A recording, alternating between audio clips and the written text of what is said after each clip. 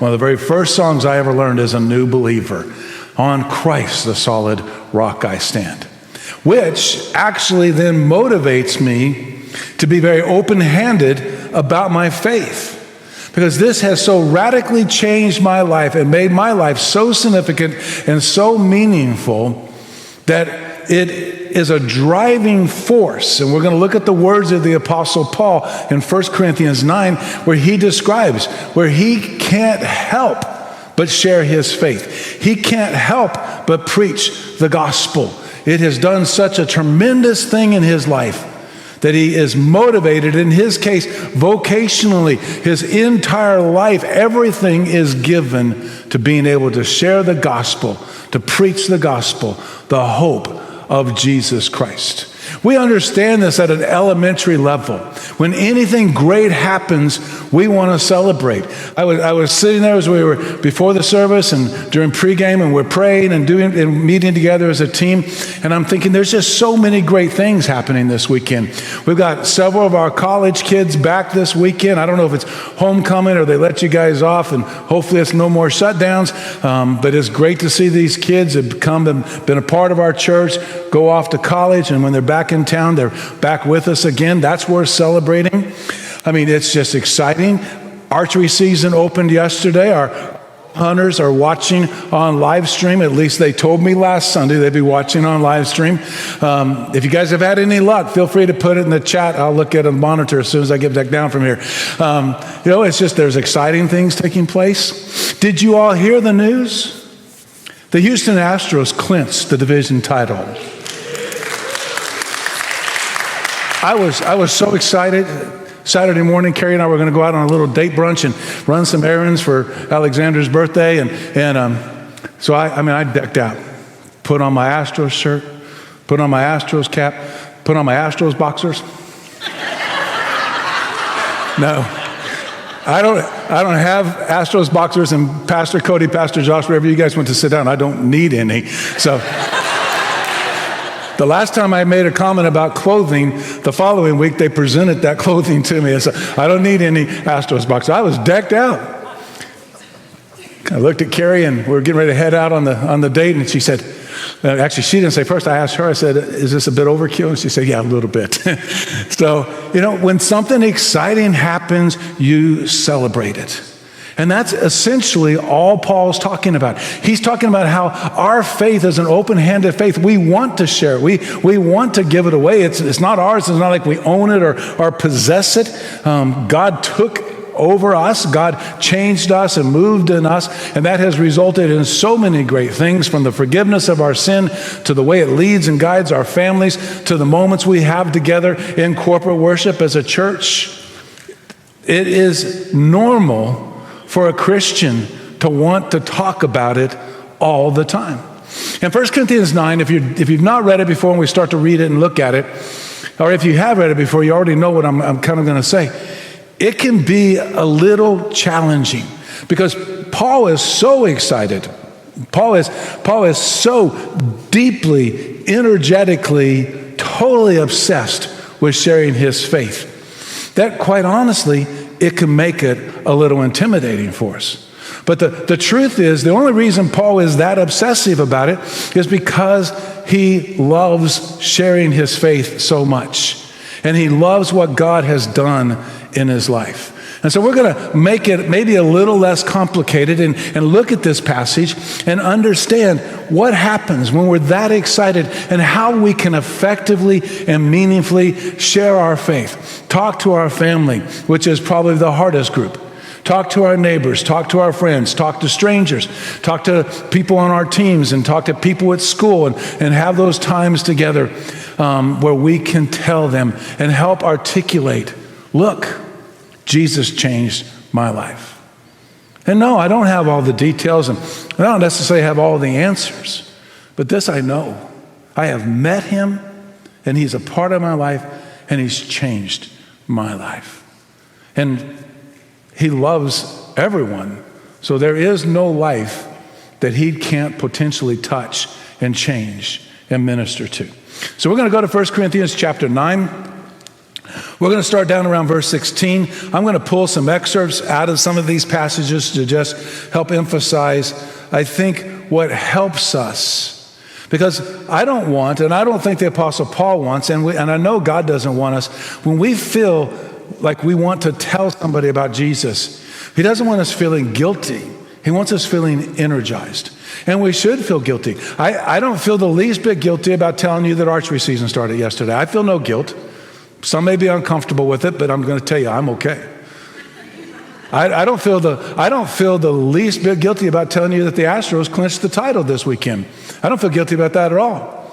I have a few friends that are Rangers fans. Salvation will cure that. That's why God moved us from Dallas to Houston. You know, I don't feel guilty about that. When I was in school, if I made a good grade, I didn't feel guilty. It was a bit of an anomaly. I told everybody. I didn't feel guilty about it. I don't feel guilty about telling you that I took my wife on a date this weekend. It is the number one most enjoyable activity I do ever in my life. And if you're worried about what's going to happen when the kids are gone, let me encourage you to embrace dating in the latter part of your marriage. I mean, it's just great. I don't feel guilty about telling you that. Sometimes I tell you too much. I understand that. I can do that. I can be kind of repetitive. Now, in fact, we had this one lady. This doesn't have anything to do with the message, but do you want to hear it anyway? I had a phenomenal hunting season one year. I mean, it was just great. We early teal hunted, maxed out every day. Dogs were running perfect. I mean, everything was good. Dove season was amazing. Bow season was great. Everything went good. And one lady came up to me one Sunday, not in our church. This was a long time ago. And she said, I don't really mind the hunting stories, but could you be less graphic? I mean, I was just so enthused. I was telling every single detail that not everybody needed or wanted to hear. What about my life with Jesus? Can I be so enthusiastic, so overwhelmingly compelled to share that I always want to talk about Jesus? And I won't be offended if somebody says, hey, you talk about Jesus all the time. Okay, I'm comfortable with that. Maybe I need to moderate and be a little more diplomatic, but I'm okay with it. And that's what Paul says. He's kind of been defending his ministry in the first part of this chapter. But in verse 16, he switches to why he's motivated and why he does the things he does. For if I preach, 1 Corinthians chapter 9, verse 16, for if I preach the gospel, I have no reason to boast because I am compelled to preach. That's the part I want you to underline in your Bible app, or if you write in your Bible, if you don't, highlight in some way a note. I am compelled to preach. Now, I'm using the word share because we tend to think of preaching as a vocational activity. So you think automatically, if I just said, I am compelled to preach, you're automatically thinking about my teaching responsibilities as a lead pastor in a church. But that's not really what Paul's addressing. Yes, he preached. But for Paul, preaching was a one-on-one conversation in the marketplace. For Paul, preaching was sharing and teaching for so long that people fell out of windows and injured themselves and had to be healed. We keep all the seats close to the ground, so if you go to sleep, you should be safe. You know, it's all compass. And so if you just said, okay, well, this is about preachers. Well, my counter to that is, no, it's not really. It's about anybody who wants to share their faith. And it's about all of us in a sense, preaching. I am compelled to preach. I am compelled to share. And woe to me if I do not preach the gospel. For if I do this willingly, I have a reward, but if unwillingly, I am entrusted with a commission. This is God's expectation. And sometimes pastors are notoriously bad about making that really guilt-ridden. Every one of us is commissioned. Matthew chapter 28, Mark chapter 16, Paul's words later in the book of Acts and in books like Corinthians and Romans, every time it talks about sharing our faith, it is about all of us. No one's exempted, but at the same time, God doesn't want you feeling guilty over something that he wants you to rejoice in. And so when you look at something like this, when Paul says, I am entrusted with a commission, yes, there's a responsibility. Yes, there is a deep driven motivation from the heart of God on the calling of a believer in Christ to share their faith. But it is out of the resource of joy that we share it, not out of just some guilt. And that's not what he's implying. He said, what then is my reward? To preach the gospel, offer it free of charge, and make full use of my rights in the gospel. Paul felt rewarded when he shared his faith. We are compelled to share. A friend of mine just recently told me he had had the opportunity to share his faith with somebody and walk through his journey, his testimony, his remembrance of meeting Christ and how Christ came in and loved him and cared for him and brought him into that relationship. And he said, of all the things I've ever done as a Christian, sharing my faith with my friend made me more secure in my relationship with God than anything else I've ever studied or done to make me feel secure. When you articulate to somebody the excitement of meeting Jesus, knowing Jesus, living with Jesus, being a part of his family, worshiping as his bride, when you start to articulate and share that with somebody, in those moments, it does something to help us remember what it was like to be that loved. Because at any point in time, we can find ourselves struggling a little and a little off track and maybe having a hard time remembering. But once we start to articulate it and share with somebody else, hey, this is what it was all about, and this is what took place, it rejuvenates in us. And like Paul describes it, there is a reward in that action in and of itself. Our goal is to win anyone. And that doesn't mean everybody's just suddenly a target, but it recognizes that it is our deepest desire as a believer that everyone would know this. We're not interested in keeping this in some fashion, hoarding it in some fashion. We do that. I mean, even dogs do it. Have you ever seen two dogs eating side by side? And if one leans over to the other bowl, even the nicest of dogs take on a mean spirit at that moment. I mean, you understand this. I mean, I do. You get that cookie, and you're the only one in the room that's got the cookie. And so you eat it kind of carefully and quietly because you don't really, I mean, do you? Maybe some of you do. Maybe some of you are that nice. I don't want to share. We bought some ice cream cones. You know, the kind you buy at the store? Not the kind you get like at an ice cream place. And I have to confess, I told my wife, I told Carrie, I said, I'm going to put them in the back of the freezer. And then she said, why? I said, not only am I going to put them in the back of the freezers, but I'm going to eat all the vanillas first. Because I know my daughter loves vanilla ice cream, and I know when she comes to visit us, she will eat my ice cream cones. I mean, there's like 6 or 8 in the box, I think. It would help me to share, but I don't want to share. The gospel, the hope that's found in Jesus, it is not something we hide. It's not something we hoard. And we want everyone to know. I love the phrase in the last part of verse 19. Still 1 Corinthians chapter 9, verse 19. Paul has said in the first part, although I am free from all and not anyone's slave, then catch this comment. And I would highlight this one again in some form or fashion. Put it in your notes. I have made myself a slave to everyone in order to win more people. Now I'm going to be honest, and hopefully not going to trip out on you and go ultra pastor and get all rough, because I don't want to do that. I want to understand the excitement of our faith. But if there's anything that really troubles me about the church in this generation, is we have somehow adopted a mindset that says it's what I want. That is not what Paul says. I mean, I would encourage us to memorize this verse. I have made myself a slave. Slaves, regardless of how they became a slave, in Paul's context, he is probably not talking about military takeover or invasion, one nation to another. He is probably talking about bondservants, and he actually uses that word to describe somebody who willingly stepped into that relationship, a form of employment, so to speak, in Paul's generation. But that employment carried no rights. That employment only carried responsibilities. And you did what you were told.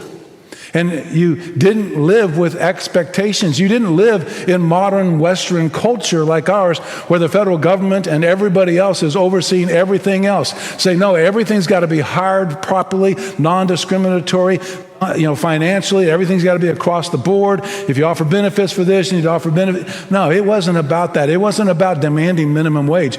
You just had a job and you did it. So when Paul makes this statement in verse 19, I have made myself a slave to everyone in order to win more people, what he's actually saying is, I have given up everything so that one person, somebody might come to Christ. And it makes me wonder, in Western culture, civilized Christianity, in our churches today, what have we given up to win someone? What have I given up? And I'm not even going to use illustrations because your minds can go there automatically. What did I give up this past week that somebody might know Jesus? And he describes it in depth. In verse 20, he talks about becoming like a Jew in order to reach the Jews, like somebody under the law in order to reach those under the law. He himself isn't under the law, but he's willing to give up that to win those under the law. To those who are without the law, he became like those without the law. That doesn't mean lawlessness the way we think of it. He's talking about religious law, faith law, biblical law that he was familiar with as a former Jew. Though I am not without God's law, but under the law of Christ, again, to win those who are without the law. To the weak I became weak in order to win the weak. I become all things to all people so that I may be by every possible means save some. Now it's impossible to become all things to all people because most of the people we would share with live lifestyles that are inappropriate for believers. Paul's not saying change your lifestyle in an inappropriate way that you might win somebody. But he is saying you can identify with them. You can connect with them in a way that they might hear the hope that is in Jesus. We are in this to win anyone. And we're empowered by the gospel. Look at verse 23. Now I do all of this because of the gospel. The gospel, that word literally means good news. It is the good news of the message of hope that's found in Jesus, so that I may share in his blessings. That's what my friend was telling me. He was telling me how exciting. He was more excited to have shared his faith with someone than even the person who was receiving it in that moment. It's exciting to talk about Jesus. I mean, as I tell you how proud and how happy I am about our Astros, I'm thinking to myself, I know it's the middle of church, but pastors have this unique ability to think on multiple tracks at one time. Our biggest struggle is to make sure we don't jump tracks and share the wrong tracks. And I do that all the time. That's why most people keep coming back. That's why they watch the live stream. It's like, what's he going to say today? It's just, I understand that. I know that about myself. But the whole time I'm talking about the Astros, I'm thinking to myself, as cardinal as it's going to sound, first pitch today is at 2:10. All of our non-starters are probably going to be in the game. It's going to be a crazy game. It's going to be like watching college ball again because the game doesn't matter today. We are there. And we are hosting the Chicago White Sox, who will lose this week, right here at Minute Maid. We get all those Chicago folks here in Houston for the game. So it'll be a great time to share your faith. People in Chicago need help. That jumped those tracks again. See what I know? You got one. I'm thinking about that because it's exciting. I'm looking forward to it. Hey, by the way, if anybody's on Twitter, here's my tweet to Kyle Tucker. Clip it from the live stream and share it with him. If you don't know what I'm talking about, don't worry about it. It's not near as important as what I'm supposed to be talking about. We're empowered by the gospel. I don't need extra energy to do this. The moment I asked Jesus into my heart, I had everything necessary to share my faith. In fact, it was so exciting that I probably did it more regularly and more frequently at that moment than I do even now.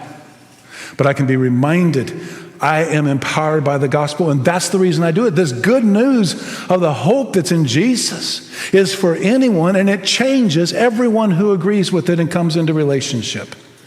And then the athletic imagery in the very last part of the chapter just simply is Paul saying, do whatever it takes. Don't you know that the runners in a stadium all race, but only one receives the prize? Here's the highlight verse. Here's what I would want you to mark. Run in such a way to win the prize. Now, everyone who competes exercises self-control in everything. They do it to receive a perishable crown, but we an imperishable, eternal crown. So I do not run like one who runs aimlessly or box like one beating the air. Instead, I discipline my body, bring it under strict control so that after preaching to others, I myself may not be disqualified. Run in such a way as to win the prize.